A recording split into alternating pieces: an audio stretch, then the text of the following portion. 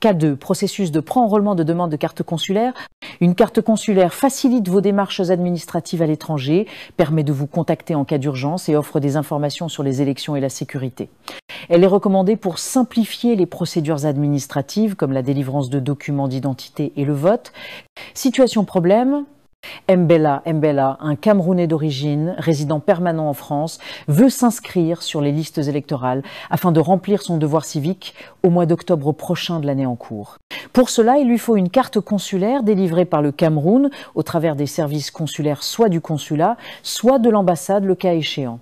Il devra donc faire un pré-enrôlement. Le scénario vous sera présenté via un simulateur.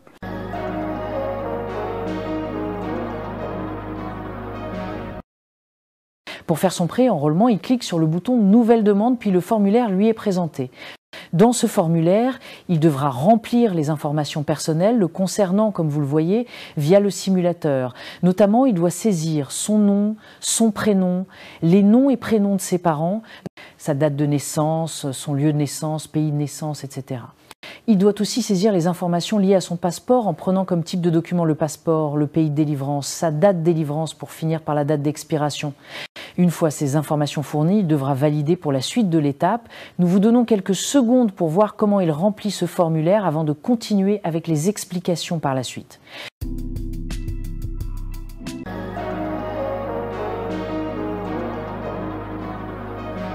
Une fois le formulaire rempli et validé, pour la suite, il devra joindre les pièces justificatives. Par exemple, sa carte de résident permanent ou temporaire française et bien d'autres pièces. Ce formulaire est très simple à remplir, il choisit le type de pièce dans une liste qui lui est proposée, puis peut faire une description du type pièce et afin joindre ladite en question. Nous vous laissons suivre cette simulation pendant quelques secondes.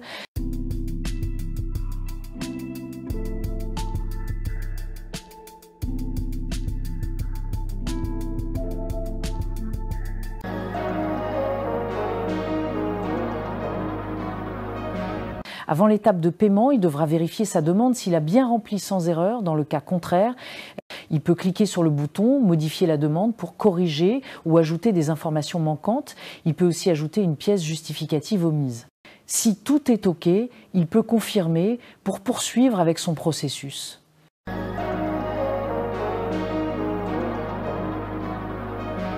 Vient l'étape importante qui est celle du paiement, où il doit faire le choix du mode de paiement. Pour l'instant, seul le mode paiement bancaire qui est disponible. Une fois le choix fait, il valide pour avoir le montant qui lui sera débité de sa carte bancaire. Les détails sont donnés. Pour finir, il devra remplir les informations de sa carte bancaire, notamment le nom du titulaire de la carte, numéro de sa carte, ici c'est la carte Visa, la date de validité en mois, année et le code crypto en 3 chiffres CVC. Une fois ceci fait, il valide la transaction. Nota bene, bien vouloir vérifier la somme dans sa carte avant d'entreprendre une quelconque transaction. Transaction validée, une preuve de paiement lui sera envoyée par mail à son adresse électronique mbella@gmail.com. NB, bien vouloir conserver cette preuve de paiement.